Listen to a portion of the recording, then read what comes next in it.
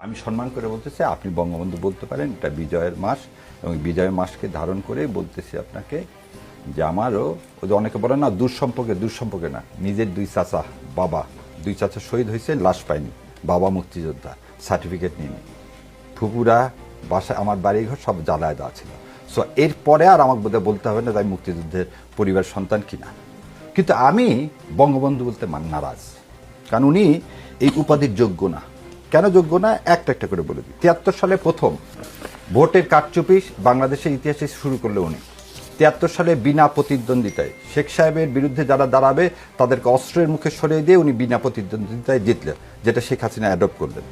৭৪ সালে যখন দুর্ভিক্ষ, যখন আমার বোনেরা বাসন্তীরা জাল গায়ে দিয়ে থাকে, তখন তার ছেলের মাথায় সোনার মুকুট দিয়ে বিয়ে হচ্ছে।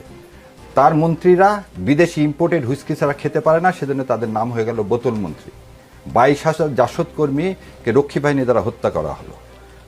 সিরাজ শিকদার কোথায় এক বলে হত্যা করা হলো।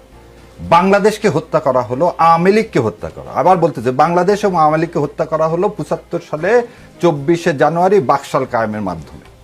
সেই লোক কোনোদিন বঙ্গবন্ধু হতে পারে না, কারণ সেই লোক এই দেশকে ইন্ডিয়ার হাতে তুলে দেওয়ার জন্যই পাকিস্তানের কাছ থেকে আমাদেরকে সরিয়ে ফেলে। সেই জন্যে আমাদের ৩৬শে জুলাই আমরা সবসময় বলতেছি দ্বিতীয় স্বাধীনতা।